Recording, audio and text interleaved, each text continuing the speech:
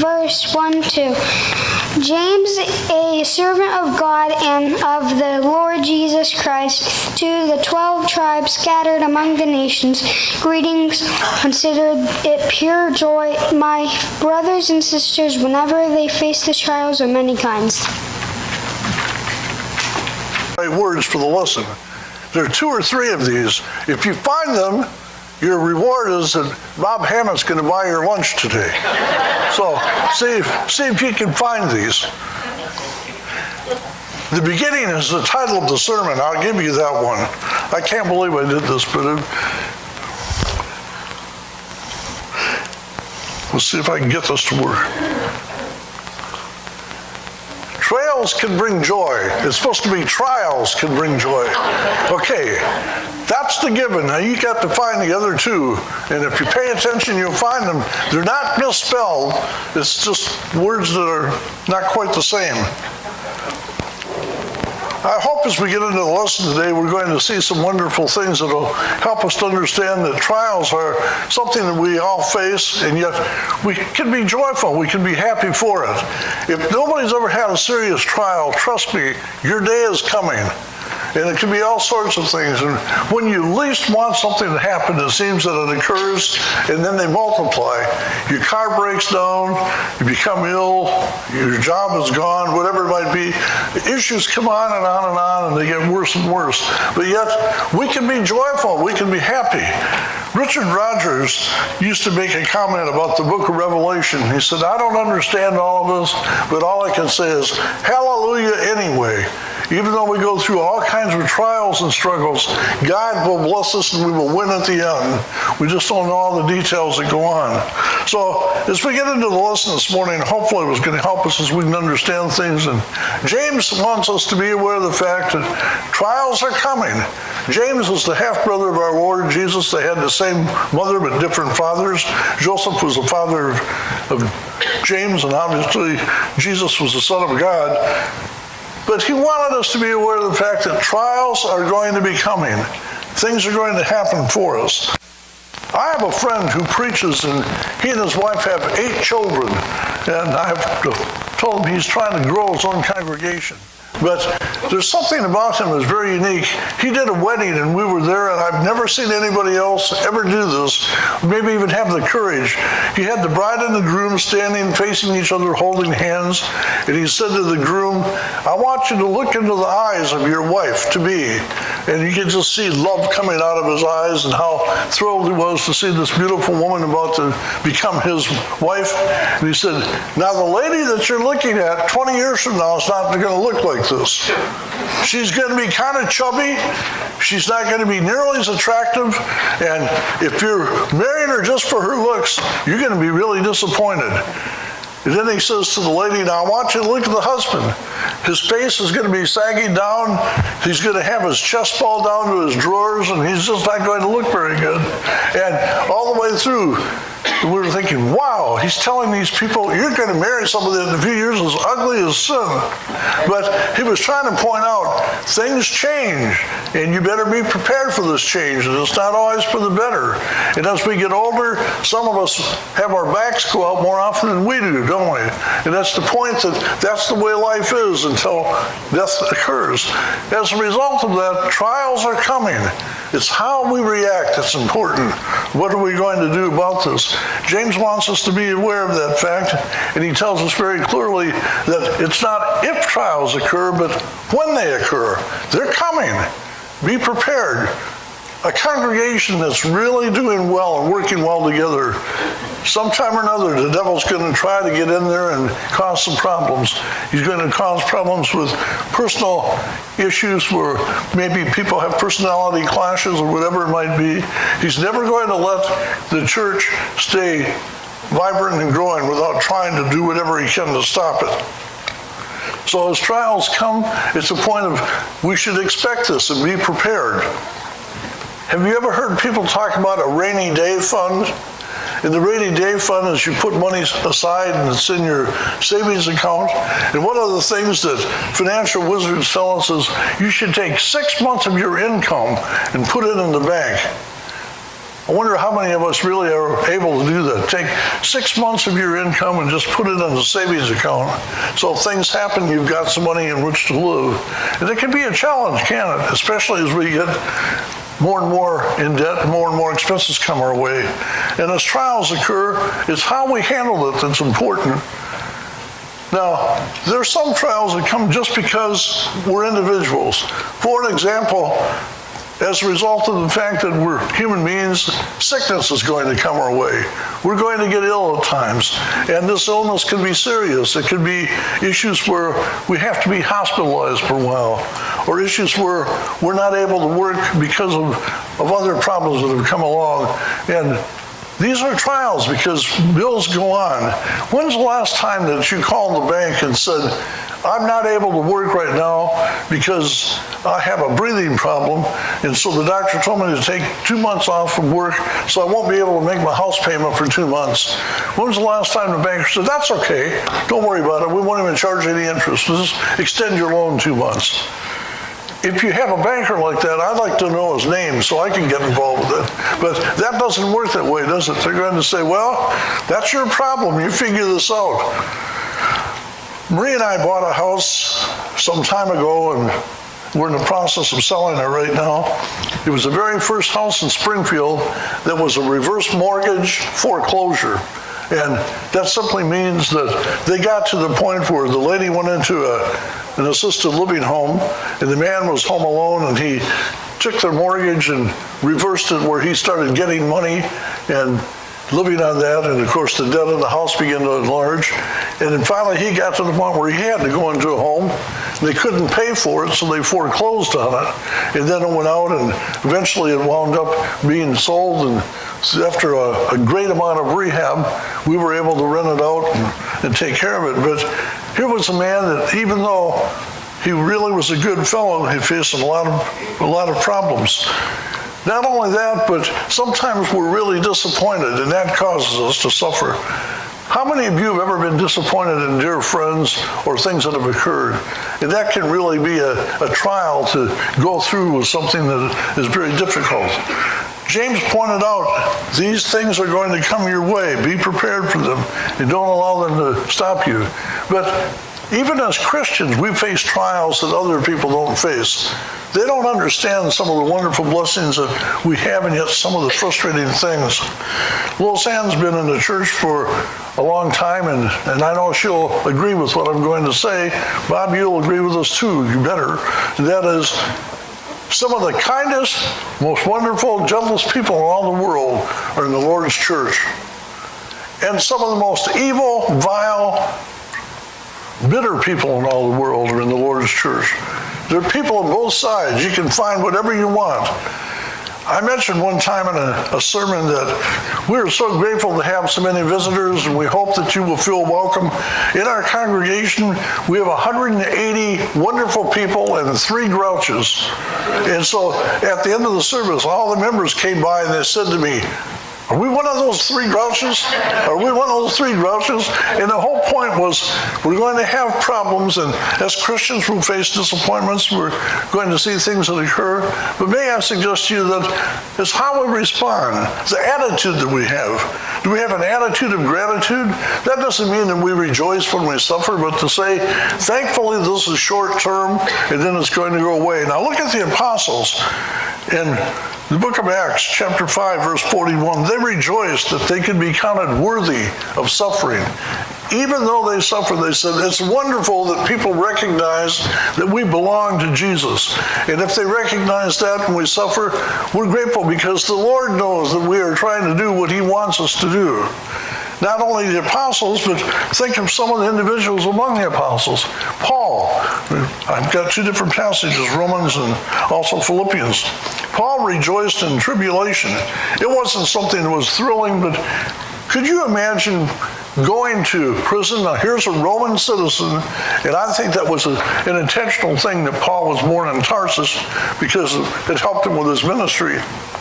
But Paul and his traveling companions were arrested and they were put in prison after being beaten, and their feet were raised up off the ground with chains, so it was very uncomfortable. And sitting in a damp dungeon with a lot of pain, midnight came, and what were they doing? Singing songs of praise. Why in the world would they be doing that? After being beaten and being put in a bad situation, they recognized we're suffering for Jesus. And we're grateful that we're considered worthy of suffering. And as we all know the story in Philippi, at midnight, the jail cell doors opened, and the jailer was about to kill himself, and Paul said, "Wait, we're all here, don't do that."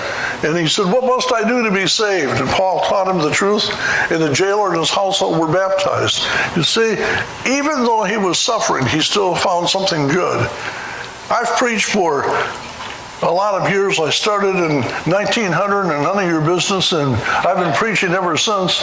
And one of the things that I noticed in this is the fact that people that suffer greatly oftentimes make you feel better when you get done. They say things that just help us and encourage us. Individuals that are not far from death with cancer say, "It's such a great thing to worship God, and I look forward to this even more so in the next few years." And their point is, "I know I'm going to die, but I enjoy worship now. Then I would be around the throne forever and ever and ever." But it's the attitude that we have as God's children. And because of this, as Christians, we see some examples here in 1 Peter chapter 1 and also chapter 4. We rejoice with trials, and we realize that they're short-lived. Have any of you ever suffered something seriously, and you think it never will end, and yet it is short-lived? Even if we have a problem that lasts 60 or 70 or 80 years, compared to eternity, that's nothing, is it? We have a lot of young people in here today, teenagers and just those a little over the teen years. Just imagine, you look outside and you see a tree, and the tree is full of leaves, and 100 years from now, one leaf falls to the ground. And then another 100 years goes by, and another leaf falls to the ground, until every 100 years a leaf falls, so that tree is bare of all leaves. And then you move to the next tree, and 100 years goes by, and a leaf falls, and every 100 years another leaf falls, till that tree is barren. And then every tree in all of Pittsfield, then every tree in Pike County, then every tree in West and Central Illinois, then every tree in the state of Illinois, every tree in the United States, and every tree in North America. How long would that take? We can't even imagine that, can we? We can't even get out of this parking lot and imagine how that would be with the number of years. That's the beginning of eternity. And so 60 or 70 years of suffering is really nothing compared to eternity. If we put it in that perspective, we can say, trials come and they're not fun, but at least it's going to end and something better will happen. And the good news is we're all going to get a new body. And those of us that are older, I can't think of anything better than not having to have problems walking or problems seeing or problems hearing or problems with the heart, whatever it might be, knowing that we're going to have a body that's incorruptible, and it's something that we can look forward to in service to the Lord. The first step then, we thank God for what He has done, and we accept a joyful attitude. Lord, I don't know why this occurred, but I'm grateful for it. We had a young couple when I was preaching in Anchorage, and they had a child, and they were in a congregation across town, and the child was born with Down syndrome. And people said to them, "We're so sorry that this happened to you. We really are sad that you're going to have to put up with this for the rest of your life."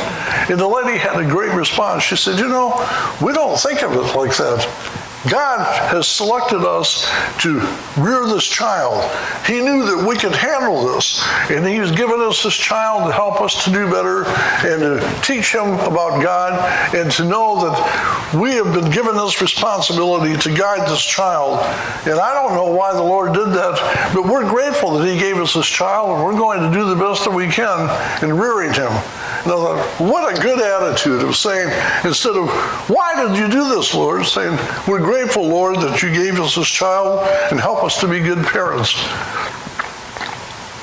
Have you ever noticed that trials really test your patience? They really cause us to really think things through.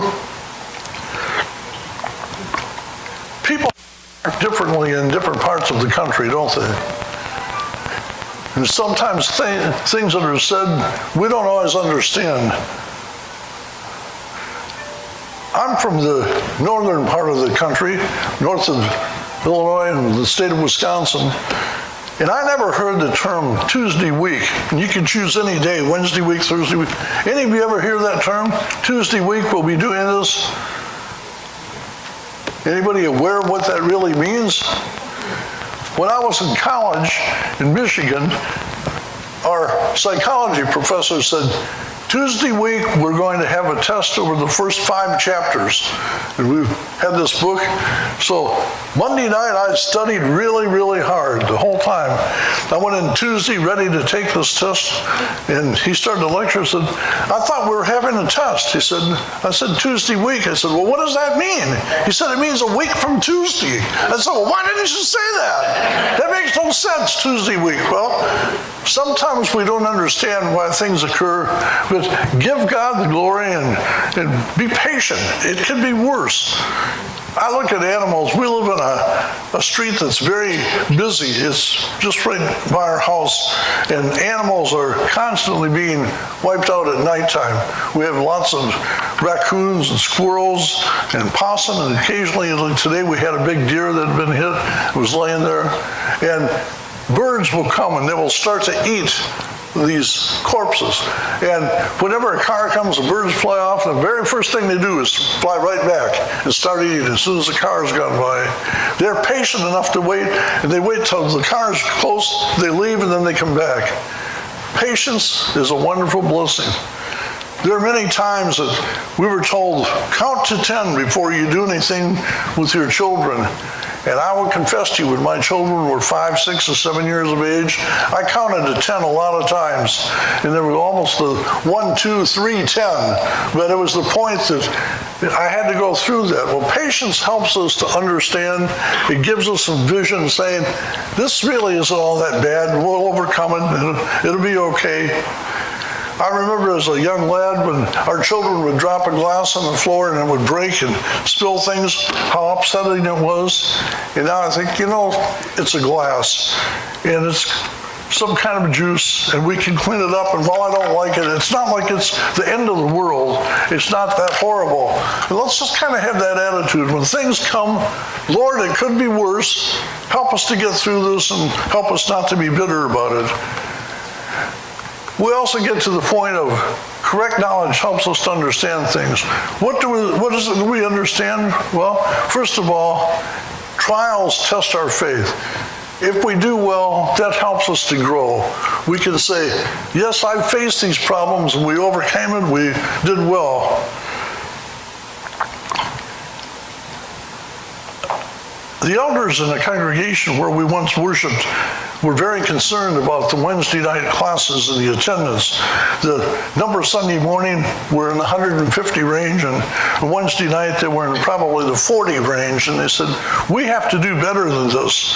So one Wednesday night, everybody came in, and the elders called everybody to the auditorium. And they said, those of you from 8th grade on down, you go to classes with your teacher. Those of you from 8th grade on up, please stay in the auditorium.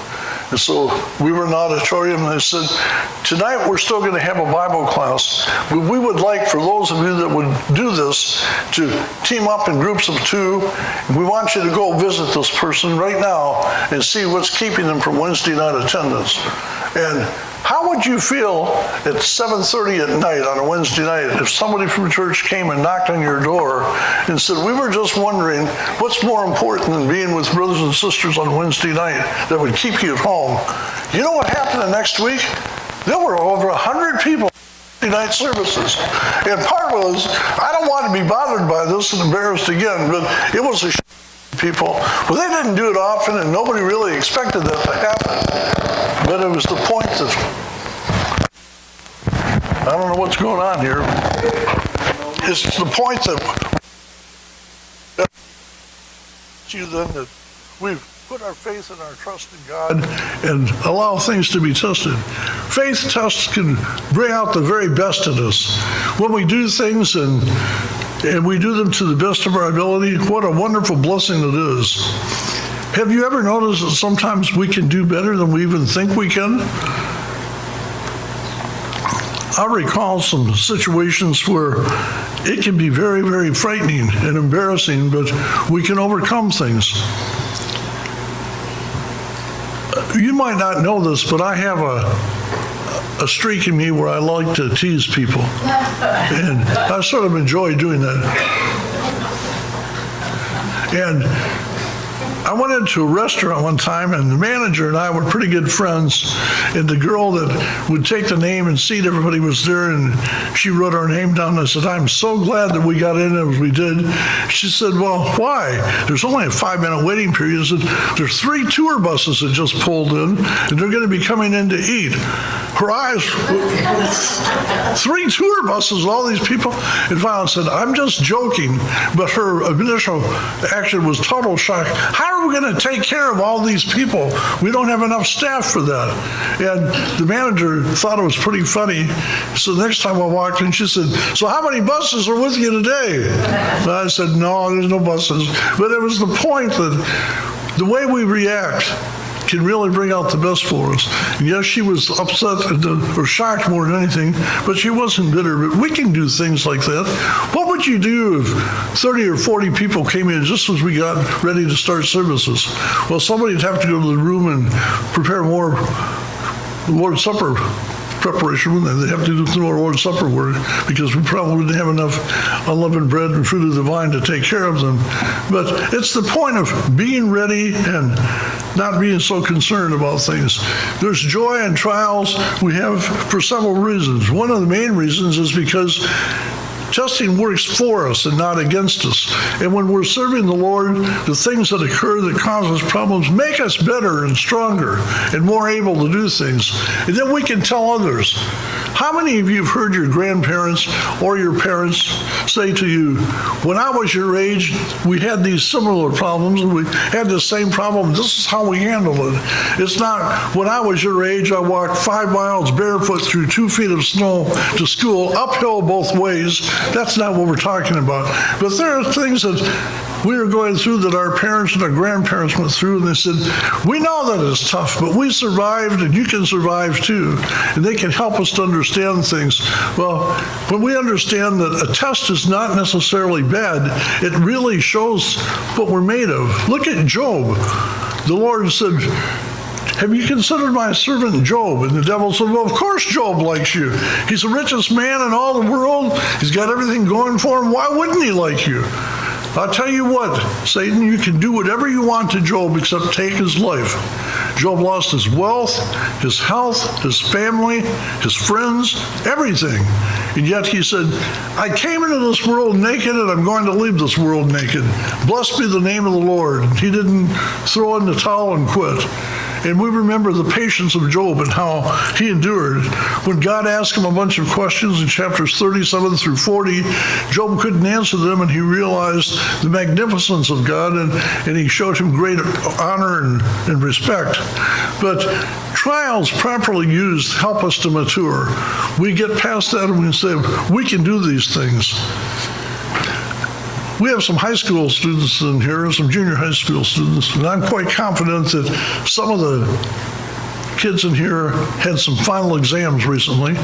And if you had a final exam recently and you studied for it, how did you feel when it was over? Did you feel relieved? Did you realize that it could have been worse? If we're prepared to say, "Well, I've studied for this and I'm not too concerned. I'm going to do the best that I can, and that's all I can do." That's the whole way to approach things. And don't give up. Don't quit doing things just because. Trials will help us to not only mature, but they're going to help us in a way that shows that we really are pleasing to God. And as we get this patience of trials, it gives us the faith that we need to do what God wants us to do. So God's word tells us that patience is not a passive thing, but it's an acceptance of circumstances. This has come, so what do we do? I have an ear that doesn't work at all. All it does is collects wax and probably helps with my balance and holds my glasses on when I wear my reading glasses. But it's of really no value other than that. And yet, I can say, I don't know why that happened, but I guess I'll just live with it. And that's the only way to do. Just don't give up. Just say it could be worse. I could have 2 ears that didn't work. And yet, no matter what it is, something worse could occur if we are not careful. So now, here's another mistake. The word myrno should be mino, and it simply means to abide or remain under. And so those of us that are facing trials remain under the guidance and the love of God. He doesn't throw us aside. He brings us in. Not too long ago, we had a zoo that moved into our backyard. We have a privacy fence all the way around our yard, but we had a board that was missing. And I kept hearing noises in our house, and I went downstairs and I looked out the basement window, and the basement window is at ground level, and there were 2 groundhogs looking in the eye at me, and they went down into their holes, and I thought, we got to get rid of these groundhogs before they do something. So I got a trap, and I put the trap outside, and we caught 3 groundhogs, 3 raccoons, and a possum. Not all at once, but we got them. And we took them out in the wild and released them. There was a mother raccoon with her baby, and the baby was almost the size of the mother. We caught both of those at one time in the same trap. And so whenever I went outside, the mother would jump on top of the baby and cover it, just as a protective thing. And I asked my son to come over and get rid of this, and he said, well, I can't come until later today. And it was a warm day, and I could tell that they were hungry. So I just dropped some food through the cage so they had something to eat so they would be okay. But I noticed the instincts of the mother, how she just covered her child, was willing to die for that offspring of hers. And that's how God is with us. Jesus loved us so much that he was willing to die for me and for all of you. Why? Because he wants us to be with them forever in heaven. And the trials that we face, he's faced those trials and even worse. I've been in the Garden of Gethsemane, but I didn't stay all night praying, and I didn't have sweat drops like blood coming from my head saying, Father, if it be possible, let this cup pass from me. Nevertheless, not as I will, but as you will. I didn't have to pray that because I wasn't going to be crucified for everybody.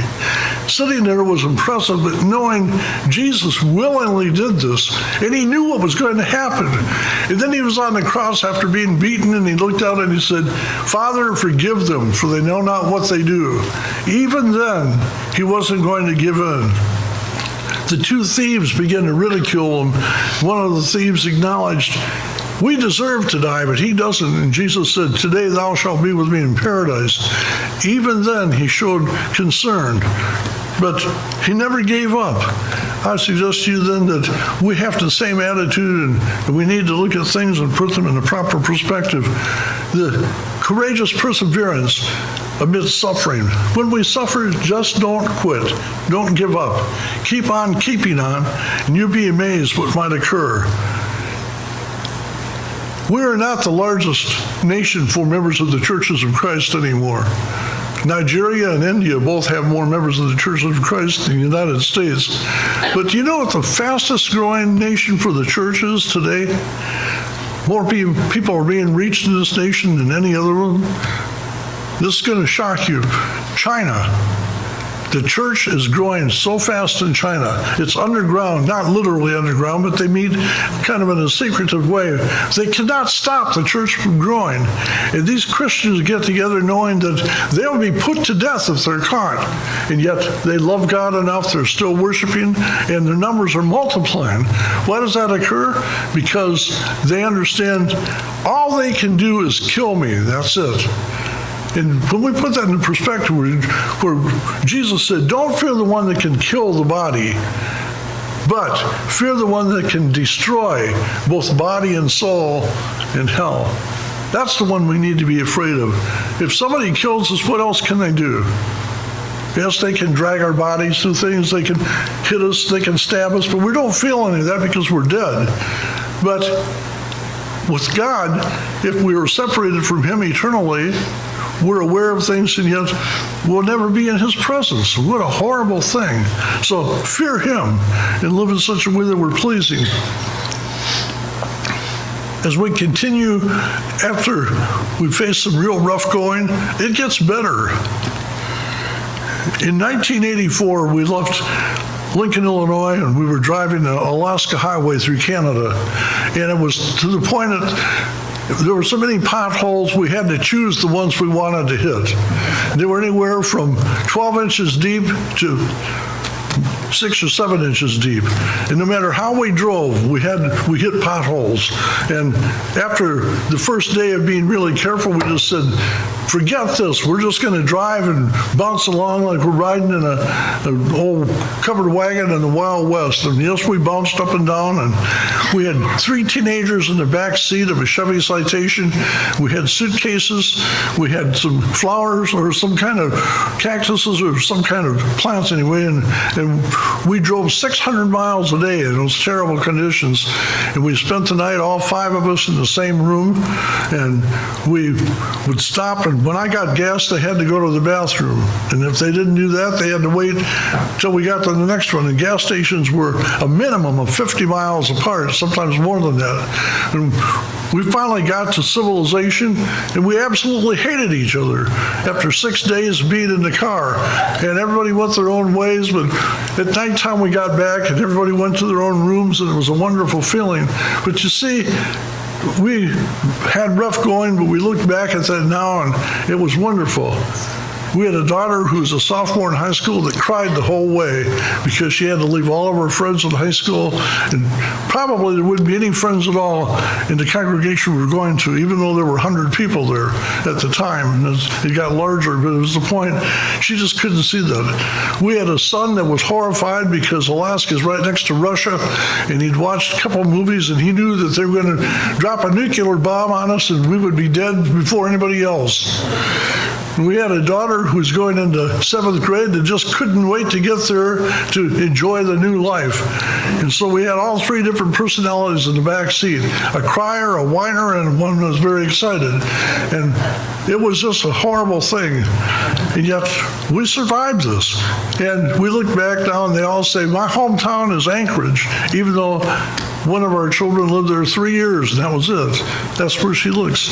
Well, the steadfastness that we have comes sometimes only through suffering. When we've suffered, we'd say, we've overcome this, we can do better, and this isn't all that bad. This congregation has gone through some challenges in the last few years, but it can make you stronger when you look and say, we overcame and we didn't give in. We can still be all right. We can survive. I'd suggest to you that we can do these things, and we let patience have its perfect work in us. And that is, we turn trials into triumph. Things that were bad can become good. Not only that, but we can really understand that trials end quickly. They come quickly and they go away quickly. Quickly is not the next day. That's not just the way it is. It's like, dear God, give me patience now. That's not the way it works. But it's a short period of time over